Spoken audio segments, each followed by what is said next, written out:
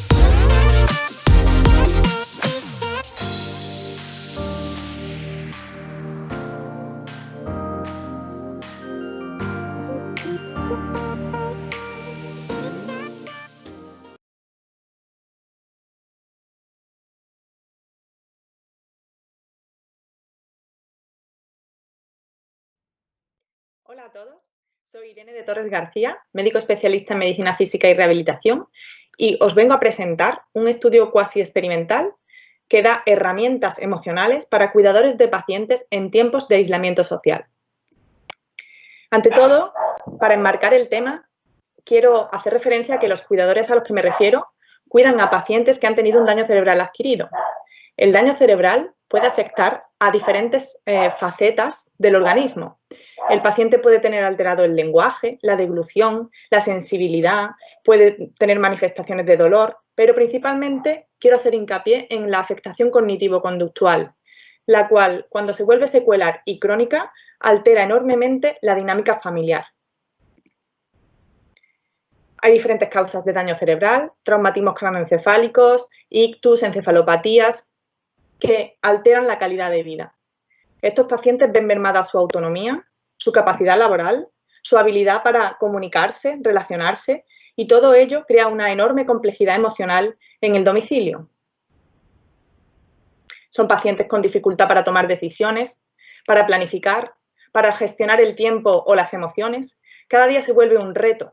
Circunstancias que antes se resolvían fácilmente, ahora suponen un consumo energético cerebral grande, lo cual da lugar a una fatiga mental que les condiciona las rutinas. A veces se sienten muy incomprendidos por la sociedad, porque en ocasiones se recuperan bien de otras secuelas más visibles, como las físicas, y las cognitivo-conductuales solo son comprendidas por aquellos que entienden del tema o que de verdad conviven con el paciente. Esto da lugar en muchas ocasiones a malentendidos. Voy a compartir con vosotros algunos datos publicados en artículos científicos que nos ponen de manifiesto la relevancia del asunto. Este artículo sobre pacientes con traumatismo craneoencefálico, en él resaltan los autores que los pacientes se quejan de lo difícil que es controlar el llanto, mostrar su afecto de una forma adecuada, participar en actividades de grupo o incluso luchar contra el ánimo triste. Los familiares, por otro lado, ponen el foco en la dificultad de los pacientes para aceptar las críticas o reconocer cuando están ofendiendo a otro. Estos dos puntos son llamativos y se entiende que van a alterar la dinámica y la comunicación intrafamiliar. Otros autores marcan que el traumatismo craneoencefálico puede provocar problemas de control emocional y de motivación, y que las familias son las más afectadas por estos cambios de conducta. Muchos cuidadores, por ello, manifiestan angustia, sensación de carga, depresión. Traigo también datos de este artículo que nos habla de que los cambios emocionales y de comportamiento crean presión sobre los familiares cercanos y que el bienestar de los familiares es decisivo en el bienestar del enfermo.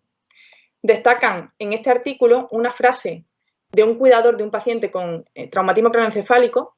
El cuidador llega a referirse al paciente como la persona con el peor humor del mundo y que cuando se le pone de manifiesto y se le pide que se calme, grita más y más fuerte, lo que da lugar a una situación insostenible en el domicilio. Otros artículos nos ponen de manifiesto cómo la toma de decisiones se transforma en un proceso conjunto, es decir, el cuidador principal, quizá el cónyuge, pues tiene que encargarse de ayudar al paciente a tomar decisiones. ¿Y cómo se hace esto? Pues necesita ver al paciente con una luz positiva, necesita ir aprendiendo de la experiencia, encontrar una manera de comunicación efectiva que no se queme la relación y, desde luego, conocer cómo el daño cerebral afecta a su conducta siempre le va a ayudar. Otros autores ponen importancia en el dato de que el cuidado de una pareja a largo plazo con lesión cerebral puede amenazar la salud y el bienestar de una persona. Algunos cuidadores, debido a ese periodo de largo tiempo en el que están sintiendo ansiedad, acaban desarrollando actitudes hipervigilantes, por lo que se hace necesario equipar mejor a los cuidadores emocionalmente. Y esto es lo que justifica el programa que yo propongo. Hay muchos autores que defienden que la inteligencia emocional puede ser entrenada y mejorada. Y a un cuidador de paciente con daño cerebral adquirido y afectación cognitivo-conductual, mejorar estas habilidades le ayudaría a tener mejor manejo de comunicación verbal y no verbal y a reducir los conflictos. Se han publicado algunas ideas de programas de intervención en este sentido para cuidadores de pacientes, aunque todavía no hay publicados resultados. Este programa que proponen estos autores tendría los objetivos de mejorar el entendimiento mutuo, superar las ideas erróneas sobre la lesión, cambiar la perspectiva de lo negativo a lo positivo, reconocer el impacto de sus pensamientos en sus emociones y viceversa, identificar los signos de alerta que inician una escalada emocional, favorecer la comunicación efectiva, entender la importancia de los límites dentro de la familia. Y con programas de este tipo se pretende reducir niveles de depresión, ansiedad, agobio, conflicto e incluso el uso de los servicios de salud. En la revista Ansiedad y Estrés se publica este análisis de las relaciones entre la inteligencia emocional percibida y la salud mental en la pareja, en el cual los autores concluyen que los individuos más inteligentes emocionalmente gozan de mejor salud mental y que incluso esto repercute en la mejor salud mental de la pareja.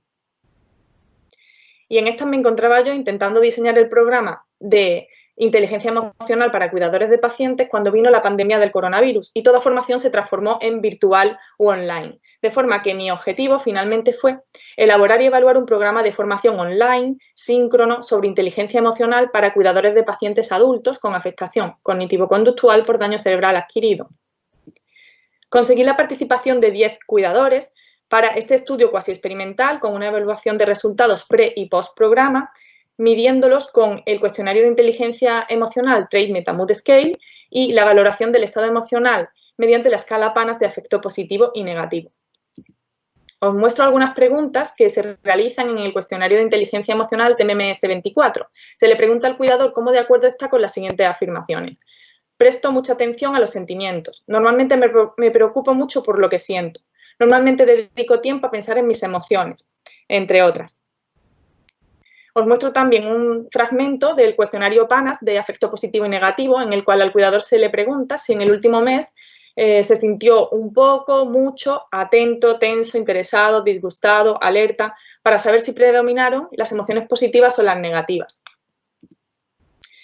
Se pasaron también otros cuestionarios para dibujar mejor el estado emocional de los cuidadores, como el MH5 de salud mental, en el que se le pregunta al cuidador si en el último mes con qué frecuencia estuvo muy nervioso, bajo de moral, calmado, tranquilo, etc.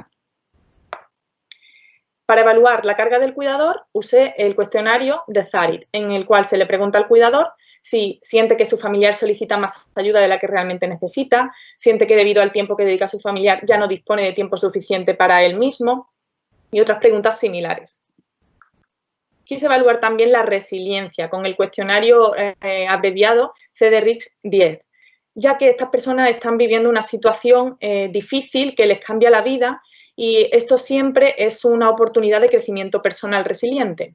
Pues bien, el cuestionario les pregunta su nivel de acuerdo con frases como las siguientes. Soy capaz de adaptarme cuando ocurren cambios, puedo enfrentarme a cualquier cosa, intento ver el lado divertido de las cosas y otras frases similares. Al encontrarnos en periodo de aislamiento social, pues todos los cuestionarios los tuve que pasar mediante un Google Doc. Les mandaba el enlace, ellos respondían y se me descargaban todas las respuestas en un documento Excel para poder comparar los resultados. El programa de intervención duró un mes y estuvo compuesto de 4 sesiones virtuales síncronas de 3 horas de duración en las que se abordaron los siguientes temas: percepción y expresión de emociones, asimilación de la emoción en el pensamiento, comprensión emocional, regulación reflexiva de las emociones. Se realizaron dinámicas participativas para ir construyendo todos juntos los conceptos que queríamos trabajar a partir de casos reales de su vida cotidiana. Se trabajaron conceptos como el de emoción, entendida como una respuesta a un evento interno o externo que provoca una activación fisiológica con una respuesta cognitiva y conductual frente a la cual podemos elaborar estrategias de afrontamiento o evitación activas y pasivas. Todo enmarcado en el concepto de inteligencia emocional de Mayer y Salovey, trabajando las 4 ramas: percepción y expresión, facilitación, comprensión y regulación.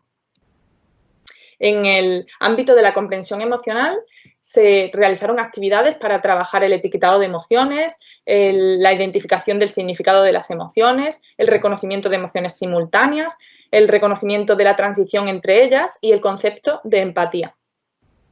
Para llegar finalmente, una vez habiendo trabajado en las diferentes ramas de la inteligencia emocional, a la regulación, ya que estos son los procesos por los cuales las personas ejercemos una influencia sobre las emociones que tenemos, sobre cuándo las tenemos y sobre cómo las experimentamos y las expresamos. Se utilizó con ellos herramientas como el medidor emocional de Brackett, en el cual con un código de colores se clasifican las emociones según sean de intensidad alta, baja o de carácter agradable o desagradable. Esto nos ayuda a enmarcarnos cómo nos sentimos ante un evento concreto para finalmente ponerle nombre a nuestra emoción y poder llegar al proceso de regulación. Al encontrarnos en un periodo de distanciamiento social y siendo un curso online, utilicé la herramienta del Mentimeter para favorecer la colaboración de unos participantes con otros. Yo lanzaba preguntas que ellos iban pudiendo responder a través de este programa, de forma que yo podía compartir las respuestas con los demás, facilitando así la participación y la reflexión conjunta. ¿Qué resultados encontré con este pequeño estudio? Primero, la caracterización de la muestra. La mediana de edad de los cuidadores fue de 48 años, el 80% mujeres. La mediana de años que llevaban siendo cuidadores fue de 6. El 50% eran cónyuges. El 80% no tenía más personas dependientes a su cargo. El 60% de los pacientes estaba diagnosticado de ictus, que era la causa de su daño cerebral. Y al preguntarles a los cuidadores cuál era el principal déficit cognitivo del paciente, el 90% respondieron déficit de memoria. En cuanto al estado emocional de los cuidadores, al pasarles el cuestionario de inteligencia emocional TMMS-24, vimos 3 aspectos. El aspecto de atención emocional, que habla de ser capaz de sentir y expresar los sentimientos de forma adecuada. La mitad de los cuidadores tenían una adecuada atención emocional, pero la otra mitad presentaba baja atención a las emociones. En el componente de claridad del cuestionario de inteligencia emocional, en cuanto a comprender bien los estados emocionales, la mitad de los cuidadores tenían una buena comprensión y la otra mitad baja comprensión emocional. En el componente de reparación, que hace referencia a ser capaz de regular los estados emocionales correctamente, el 30% presentaba baja regulación frente al 70% que sí hacían una adecuada o excelente regulación.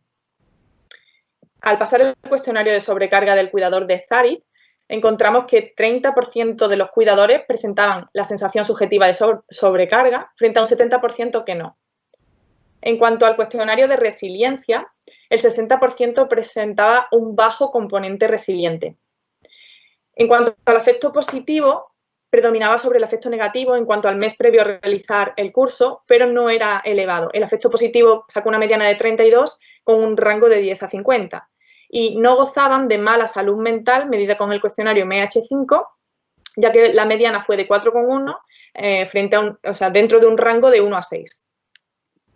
Pero, ¿cuáles de estos componentes mejoraron después del programa de formación y con significación estadística? Bueno, pues al ser solamente 10 cuidadores era difícil alcanzar significación estadística. Sin embargo, se consiguió y en aspectos tan importantes como el afecto positivo, el mes de antes de realizar el programa tuvieron menos emociones positivas que esos mismos cuidadores el mes posterior al realizar el curso. El afecto negativo igualmente. El mes previo al curso tuvieron más emociones negativas que el mes posterior a realizar el curso. Y también el componente de reparación o regulación emocional medido en el cuestionario de inteligencia emocional. Eran más capaces de regular sus emociones tras realizar el curso. Quiero destacar que